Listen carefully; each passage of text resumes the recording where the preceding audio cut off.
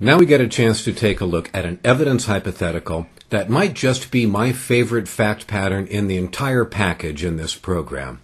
Here's a hypothetical about a law professor who attacks an assistant dean with a knife. You've got to like that. Here's a case I definitely could defend. Let's take a look at the call of the question. And it reads, at each of the 9 indicated points, what objection or objections, if any, should have been made, and how should the court have ruled? Discuss. This is the sort of hypothetical that's only used in a couple of jurisdictions on the bar exam. But I think this is a very useful format for our review. This focuses our attention on objections. And the reasoning that is required to do a good job thinking your way through this problem is exactly the sort of thinking that you need to do on the multistate. So we go to the top of the problem, and we see that Paul has commenced an action in intentional tort against Don. So we're in civil court, not criminal court. And the subject matter of the lawsuit is the knife attack. We've got Paul being called as the first witness. And so the transcript that we've got includes mostly the direct examination. The first 7 of the 9 problems come out of direct examination. Then we get 2 more out of cross. So as we skim through quickly, we're just trying to identify objections. We'll take a step back and organize carefully, but this is a very straightforward exercise, and it's strikingly similar to what we do in practice all the time. We review transcripts and we think about what's being communicated there every day. And this also is an exercise that you may well have to do on a performance test. So, skimming through and looking at item 1, obviously, this is a leading question, and there's nothing else that could possibly be wrong with this question. Item 2 is focusing our attention on an answer. The question, tell the jury what happened when you were standing there, and then we've got the witness testifying about a statement by someone called Bonnie Brown. So it's apparently a hearsay problem, and perhaps a present sense impression exception will apply. We turn to item 3. Here we're being asked about a question. Okay, what happened after he rushed toward you screaming and waving a knife? Well, this is the first reference we've heard to the knife. So it looks as if this question is assuming facts not in evidence. We go to item 4, another question. It reads, I see. So you didn't say anything to him and you didn't provoke him. It's a compound question, and it also appears to be leading and perhaps also raising a hearsay objection. Item 4 is one of the more difficult items in this problem. We turn to item 5, and this is an answer. The question, did you tell him anything different? The question itself could be objectionable for improper bolstering, but we're not being asked about the question directly. We're being asked about the answer. I told the police exactly what I have said here. I have a clear recollection. This is a hearsay problem, and we will handle it accordingly. Item 6 asks us about a question. The lawyer is refreshing the witness's recollection. It appears to be a leading question and also perhaps hearsay. Item 7 is asking us about an answer. The questioner shows the bill. The witness reads from the bill. Again, we've got hearsay problems. The answer appears to be non-responsive, and there may be a foundation problem also. And in items 8 and 9, we turn to the defense. It appears as if the defense theory of the case is that the dean basically had it coming. So we look at item 8. It's asking us about the question. The question is quite long, and it appears to be both leading and compound. Leading questions are okay on cross-examination, but the fact that there are so many inquiries built into this one question will probably lead to an objection being sustained. Then, finally, we go to item 9, which is asking us about the answer. The question, would you agree that you and Don had your differences? Answer, no. We always got along well, and then he goes on to make an additional statement that's non-responsive. And again, we are asked about the objections. So, turn the page and have a look at the outline of issues, and you'll see this is the most fragmentary outline in the entire program. There's no reference to relevance on this outline, although I will make reference to relevance in the answer. Here, we're just focusing on the objections. I think this is an unusually difficult problem, and I think the format is difficult also. But it's highly useful as well, because it allows us to really focus our attention on the objections. It's a practical skill in court and also a practical skill on exams. Let's go into the problems presented here in a little bit more depth, and let me show you how I would flesh out the issues that are presented in the problem. We go to item 1. We're being asked about a question, and you've lived there for the past 8 years. Although this fact is not relevant to the dispute, it provides background information about the plaintiff that might be useful to the trier of fact. The defense will object that this question is leading because it gives the answer within the question. The objection should be overruled.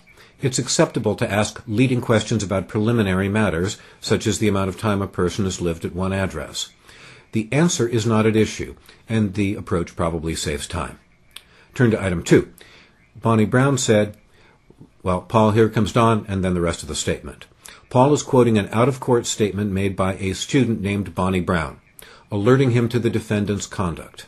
He offers this testimony to support his tort claim against Don. Bonnie's statement is relevant because it suggests the defendant was looking for the plaintiff. The testimony is hearsay because it quotes an out-of-court statement for its truth. The objection will be overruled because Bonnie made her statement as she saw Don. Her statement is a present sense impression, and it's admissible as an exception to the hearsay rule. Item 3, the question. Okay, what happened after he rushed toward you screaming and carrying a knife? The question is relevant because it further connects the defendant to the alleged tortious misconduct. These facts must come from a witness, however, and not the questioner. The judge will sustain an objection to the question that it assumes facts, not an evidence, and strike the question from the record. The judge has discretion to admonish the jury to disregard the question, although in this instance, striking the question should be enough. The witness can testify as to these facts if it is within his personal knowledge, assuming a proper foundation is laid. Next, we turn to item 4. So, you didn't say anything, and you didn't provoke him in any way. The questioner, again, gives the answer within the question, rather than eliciting these facts from the witness. Another leading question objection should be sustained. The question is also compound, as it makes 2 inquiries in the same question. To the extent that the question is asking the witness to quote out-of-court statements, it's also objectionable hearsay. All of the objections will be sustained. Once again, it is likely that the witness will be able to testify as to these pertinent facts, assuming the lawyer provides the proper foundation and asks the question in proper form. We turn to item 5. I told the police exactly what I've said here. Paul is testifying that he told the police the same story he just told in court.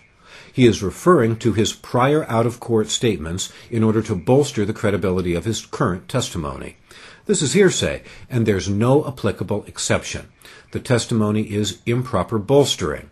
Paul is on direct examination. His credibility is not at issue. If Don impeaches his credibility, Paul could quote his prior statements as being consistent with his present ones under a hearsay exception on redirect. The instant objection will be sustained. Turn now to item 6, about refreshing the recollection of the witness. Paul's lawyer has asked Paul if his memory would be refreshed if he told Paul that his medical expenses were $27,520. Again, the question is giving the answer to the witness rather than posing a real question. So the question is leading. Furthermore, the facts presented is not yet in evidence. Finally, the document used to refresh Paul's recollection has not been presented to opposing counsel for inspection in court before being shown to the witness. It has not been authenticated, and it may not be the best evidence. The objections will be sustained. Next, we go to item 7. Answer, yes, it says here $27,520. Paul is asked if he remembers the amount of his treatment. In response, Paul has read the costs of his medical treatment off an unauthenticated document, allegedly the hospital bill. Paul's answer is non-responsive because he has quoted the number rather than answering whether or not he remembered it. The testimony also is hearsay as presented without an applicable exception. The document may not be the best evidence. No foundation has been presented for the medical bill. These objections will be sustained. With the appropriate foundation and authentication, it is possible that Paul will be able to refresh his memory with the document and testify as to the cost of his treatment. assuming he has an independent recollection of the amount after receiving the document. We turn to item 8. The question: you testified that you didn't know what provoked Don. The defense lawyer has asked Paul about 3 different incidents that might have provoked Don on the day before the alleged attack. Expelling 6 of his students for no reason, changing the lock on his office, and scraping the parking sticker off of Don's car. These possible provocations are relevant because they might limit Don's tort liability. The question is leading, but this is acceptable on cross-examination. It also is a compound question. The court would sustain this objection and require that Paul be asked separately about each incident. Finally, we examine item 9. The answer: no, we always got along well. Don's lawyer asked Paul to agree that he and Don had their differences. The question is not objectionable. No is the first half of Paul's answer, that he and Don had always gotten along well. The second half of Paul's answer, and when he came after me that morning he had a lethal weapon, is unresponsive. It goes far beyond the question asked. It is also not clear that Paul has the knowledge to testify that this weapon is deadly, although it's probably common knowledge that a knife is a deadly weapon. The second half of Paul's answer will be stricken. And that wraps up a discussion of a difficult, complicated evidence hypothetical. It's not terribly likely that you will see a question exactly like this one on your exam, but you are likely to see many of the issues presented. And I think you'll agree that reviewing the objections in this context certainly sharpens your understanding of them.